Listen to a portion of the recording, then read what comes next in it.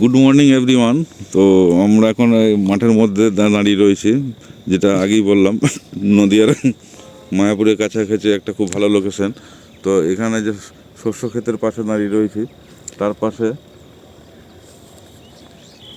এদিকটা দেখা, এই যে নতুন একটা সিস্টেম এখানে দেখা যাচ্ছে, যে শস্য যে দানাগুলো এখানে ছড়ানো হয়েছিল, বিশেষ করে এটা ধানেরই বীজ, ধান বীজের উপরে পলিথিন বিছানো আছে। এটা মানে বর্ধমানের দিকেও আমি দেখেছি যে ইদানিং চালু হয়ে যায়, ধান বীজের উপরে পলিথিন চাপিয়ে দিলে যাতে উপরে শিশিরটা না পড়ে, শিশির পড়ে ধানের বীজটা লাল হয়ে যায় এবং নষ্ট হয়ে যায়। সেই জন্য এই পদ্ধতিটা ইউজ করে, কিন্তু অনেক চাষি জানে না যে এটা অ্যাকচুয়ালি এর নাম কি।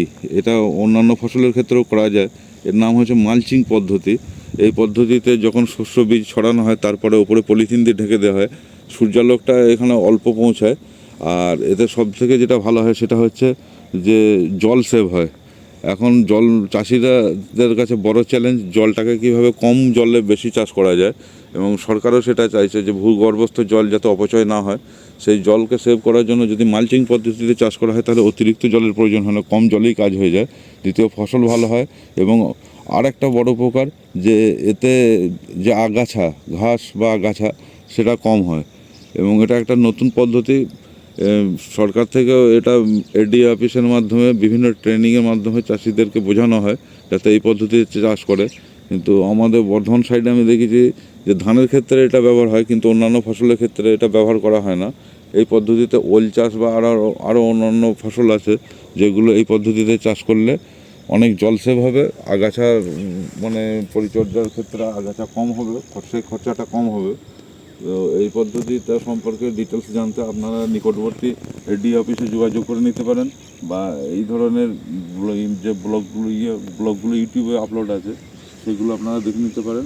তাতে চাষিরা উপকৃত হবে বলেই আমার মনে হয়। তো সামনে আরও সুন্দর জায়গা আছে, আমরা সেগুলো ঘুরে দেখবো এসেছি যখন। অত দূর থেকে এসেছি, এখানকার প্রাকৃতিক সৌন্দর্য উপভোগ করাটাই হচ্ছে মূল উদ্দেশ্য। আর সেই প্রাকৃতিক সৌন্দর্য আপনাদের সঙ্গে শেয়ার করার জন্য আমরা বিভিন্ন ভিডিওর মাধ্যমে, আমাদের যে মিউজিক অ্যালবাম, তার মাধ্যমে আপনাদের কাছে সেগুলো পৌঁছে দেওয়ার চেষ্টা করি। সর্ষের ক্ষেত্রে আপনারা দেখালাম, সেখানে সর্ষের ফুল দেখালাম, কিন্তু সর্ষের পরবর্তী রূপ গ্রামের মানুষ সকলেই জানেন এটা, কিন্তু যারা শহরের মানুষ যারা দেখছেন তাদের জন্য দেখাচ্ছি। সর্ষের পরবর্তী রূপটা হচ্ছে এই যে সর্ষের ছুটি, এগুলোকে সর্ষের গ্রাম্য ভাষায় সর্ষে ছুটি বলা হয়। এই ছুটির মধ্যে দানাগুলো, সর্ষেগুলো এর মধ্যে ধরে। এবার এটাকে যদি আমরা ফাটাই, এগুলো চাষিরা নিয়ে গিয়ে থ্রেসার মেশিনের মাধ্যমে ঝাড়াই বাছাই করে। এর মধ্যে এখনও পুরোপুরি দানাগুলো জমেনি, এর মধ্যে হালকা হালকা দানা থাকে, অনেক হলুদ হয়, আবার কিছু ক্ষেত্রে লাল, কিছু ক্ষেত্রে কালো, বিভিন্ন প্রজাতির সর্ষে আছে। তো এটা হচ্ছে মানে গ্রাম্য ভাষায় বলে এগুড়ে জাত, অর্থাৎ প্রথম দিকে যে সর্ষেটা উঠে যায়, আর যেগুলো নাবি জাত সেগুলো শেষের দিকে ওঠে।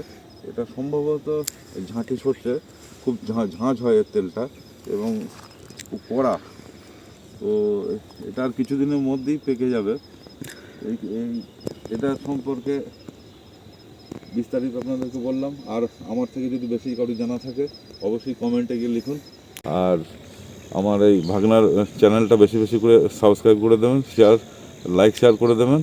আর তার সঙ্গে সঙ্গে আমাদের মিউজিক, এটা তো ব্লগ বানায়, ব্লগের চ্যানেল। আর তার সঙ্গে সঙ্গে আমাদের যে ইউটিউব সুফিয়ান সাপু চ্যানেলটা রয়েছে, মিউজিক চ্যানেল, ওটাকেও আপনারা লাইক শেয়ার সাবস্ক্রাইব করে দেবেন। Thank you everyone.